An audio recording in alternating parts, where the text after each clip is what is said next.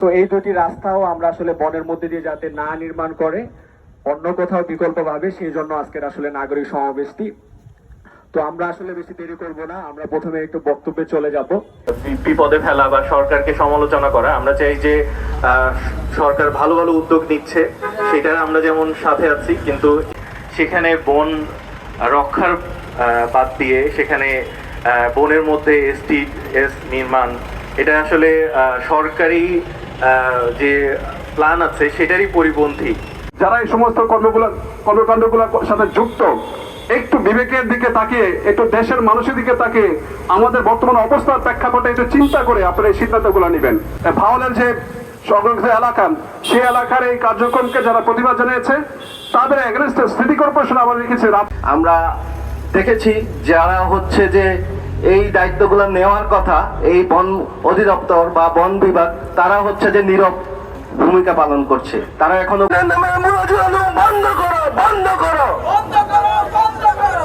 রাস্তা তৈরি করতেছি, আমাদের রাস্তাটা এতটাও সংকট হয় না যে আমরা হাতির করিডোর বন্ধ করতে হবে। আজকে আমরা ময়লার বাগান তৈরি করতেছি একটা সংরক্ষিত বনে। ভাই, যদি আপনারা এটাই করেন তাহলে কেন সংরক্ষণ করছেন? এই আইওয়াসটা তো দরকার ছিল না। বনের ভালোটা না দেখে বনটা নষ্ট করার দিকে যাবেন, এটা খুবই অন্যায় এবং এটার সাথে কখনোই আমরা তরুণ সমাজ একতাবদ্ধ হব না। জাতীয় বৃক্ষরোপণ অভিযান, বৃক্ষরোপণটা এত করতে হতো না যদি বনটাকে আমরা রক্ষা করতে পারতাম। যদি ওদের এইসব নির্মাণ কাজ, এইসব প্রকল্প না নিত যেখানে বন ধ্বংস হচ্ছে, তাহলে এই কাজটা দরকারই পড়তো না যে আমাদের বৃক্ষরোপণ করতে হবে এত। সরকার ভালো উদ্যোগ নিচ্ছে, কিন্তু একই সাথে সরকার খারাপ উদ্যোগ নিচ্ছে, এটা আমাদের বলতে হবে। এখানে বিভিন্ন বিভাগের থেকে কোনো কোঅর্ডিনেশন নিশ্চয়ই নাই, নাহলে কেন এলজিডি বন বিভাগের থেকে উল্টা দিকে রাস্তার উল্টা সাইডে বিল্ডিং? কিন্তু বনের সাথে সাথে আমাদের এই যে সংস্থাগুলো যাদেরকে দায়িত্ব দেওয়া হয় যে ম্যানেজমেন্টটা করবে, তারা যেন সঠিকভাবে ম্যানেজমেন্ট করে। কোথায় ময়লা ফেলবে, আজকে এখানে আন্দোলন হলো, ময়লা উঠাই নিয়ে আরেক জায়গায় ফেলে দিল। বিষয়টা আসলে এরকম না, বিষয়টা হলো এই জায়গা নির্ধারণের জন্যই এই সংস্থাটাকে রাখা হয়েছে, যারা ঠিক করে দিবে, যারা ম্যানেজ করবে কিভাবে ময়লা কোথায় গিয়ে ফেলতে হবে। বড় বড় জায়গাতে আমরা তাই দেখি সব সময় সিটি কর্পোরেশন হয় কোনো খালে, নয় কোনো ভাগাড় বলতে তারা বুঝাচ্ছে বড় খেলার মাঠে অথবা কোনো বনে তারা ময়লাগুলো ফেলছে। সব সময়ের জন্য বন পরিবেশ বৈচিত্র্যের জন্য ভাবতে হবে, সংরক্ষণ করতে হবে, কিন্তু আমরা দেখি তার ভিন্ন চিত্র সরকার থেকে। সেটা বন ধ্বংস করে, বন কেটে, বনের মাঝে এসটিএস নির্মাণ, রাস্তা নির্মাণ, এগুলো দীর্ঘদিন থেকে হয়ে আসছে। আমাদের রাস্তা দরকার, আমাদের এসটিএসও দরকার, তবে সেটা হচ্ছে সঠিক জায়গায়, সঠিক পদক্ষেপ টেকসইভাবে করতে হবে। প্রতিবদ্ধ আছে, স্লোগান আছে, সবার আগে বাংলাদেশ। তো সবার আগে যেহেতু বাংলাদেশ হতে হয়, তাহলে আমাদেরকে এই পৃথিবীর জন্য ভাবতে হবে, বৈচিত্র্যের জন্য ভাবতে হবে, পরিবেশের জন্য ভাবতে হবে। সবকিছু ভেবেই তারপর সবার আগে বাংলাদেশ হতে হবে। আমরা পরিবেশের কথা বলি, সরকারও পরিবেশের কথা বলে, সরকার প্রধান এই ব্যাপারে যথেষ্ট আন্তরিক, কিন্তু সরকারের ভিতরে কোন সরকার আছে যারা এই পরিবেশগুলোকে নষ্ট করছে? আমরা নতুন গাছ লাগাচ্ছি, আমাদের পুরাতন গাছগুলা ধ্বংস করছি, আমাদের পুরাতন বন ধ্বংস করছি। তো আমাদের বন ধ্বংস করা যাবে না। যার নাগরিক হিসাবে একটু পরিকল্পনা করুন, একটু ভাবুন যে কাজটা এখন করবো না হবে, কিন্তু আমাদের ধ্বংস না। হাতির করিডোর বা যে জায়গাগুলো, এগুলো ধ্বংস না, আমাদের রক্ষা চাই। এখন চকরিয়া, মহেশখালী বা সিটি কর্পোরেশন আসলে ভাওয়ালে করছে।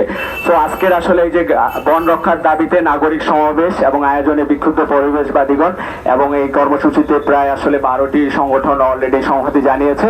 আজকে আমাদের যে আসলে 4টি দাবি আছে, ভাওয়াল জাতীয় উদ্যানের ভিতরে ও সংলগ্ন এলাকায় আইন বিরোধী সকল অবকাঠামো নির্মাণ বন্ধ করতে হবে এবং গাজীপুর সিটি কর্পোরেশনের ময়লার ভাগান নির্মাণ অবিলম্বে বাতিল করতে হবে, যেটি আসলে বনের মধ্যে করা হচ্ছে, বরং পরিবেশ বান্ধব উপায়ে বিকল্প স্থানে বাস্তবায়ন করতে হবে এবং বর্জ্য ব্যবস্থাপনায় আসলে সোর্স থেকেই যে বর্জ্য সেগ্রিগেশন করা বা আলাদা করা, এটি করতে হবে। এবং এর জন্য আসলে আমাদের অনেক এখনো প্রযুক্তি আছে, বিভিন্ন পরিকল্পনা আছে, তাদের থেকেও আসলে সহযোগিতা নেওয়া যেতে পারে। সিটি কর্পোরেশন খামখেয়ালি ভাবে আসলে ক্ষমতা দেখায় সবকিছু আইন লঙ্ঘন করে বর্জ্য স্টেশন বা ময়লার ভাগান নির্মাণ করলে আসলে হবে না। এবং মহেশখালীর শাপলাপুর ইউনিয়নের জেএম ঘাট থেকে কামালছড়া পর্যন্ত যে সংরক্ষিত পাহাড়ি বনের মধ্যে দিয়ে আসলে সড়ক নির্মাণ করার উদ্যোগ নেওয়া হচ্ছে, সেটি প্রকল্প বাতিল করতে হবে। সেখানে আসলে কচ্ছপের আবাসস্থল আছে, সেখানে অজগরের আবাসস্থল আছে, বনশুকুররা আছে, অন্যান্য প্রাণীরা আছে আসলে। এবং 3 নম্বর দাবি, খুঁটাখুলি বাজার থেকে মধুশিয়া গর্জন বন এবং ঈদগড় থেকে কলাপাড়া পর্যন্ত যে আসলে গর্জন বনটি আছে, সেখানে আসলে হাতির একটি করিডোর আছে এবং অন্যান্য প্রাণীরা আছে, এবং যে মাদার ট্রি আছে আসলে গর্জন বন, এবং এটি আসলে একটি প্রাচীন গর্জন বন, সেটি কিভাবে গাছ কেটে সেই বনটি কিভাবে ধ্বংস করে আসলে রাস্তা নির্মাণ করা হয়, এটি আসলে মানে বোধগম্য নয়। তো এই প্রকল্পটি আসলে বাতিল করতে হবে, বিকল্প ওয়ে দিয়ে আসলে রাস্তা করতে হবে। এবং সর্বশেষ, সংরক্ষিত বনাঞ্চল, জাতীয় উদ্যান এবং এরকম বন্যপ্রাণীদের যেখানে করিডোর বা হাতির করিডোর, বিদ্যমান বন পরিবেশ বিষয়ক আইন কঠোরভাবে নিশ্চিত করতে হবে। আপনারা দেখবেন আমাদের দেশে প্রতিটা সেক্টরে পলিসি, লস, রেগুলেশনের কোনো অভাব নেই এবং ওয়ার্ল্ড স্ট্যান্ডার্ড এরকম পর্যায়ে, কিন্তু প্রয়োগ শূন্য। আপনি মাঠ পর্যায়ে প্রয়োগ দেখতেই পাবেন না। সো এগুলো আসলে থাকলে তো হবে না কাগজে কলমে, এগুলোর বাস্তবায়নটা যাতে হয় এবং বনভূমি দখল এবং অবৈধ এরকম নির্মাণ কিংবা পরিবেশ বিধ্বংসী কার্যক্রম বন্ধ করতে হবে। অর্থাৎ সরকারের কথায় এবং কাজে মিল থাকতে হবে।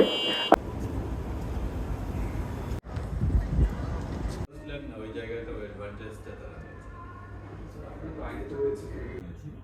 কারণ এই প্রাইভেট ল্যান্ডের সাথে আমাদের কনফ্লিক্ট হচ্ছে, কারণ তারা ওখানে চাষাবাদ করতে যাইতে পারছে না। মেলা যে কোনো একটা স্টেশন তৈরি করে ওখানে মেলা করতে হবে। কিন্তু সেটা নট দ্যাট উনি তো বলে না যে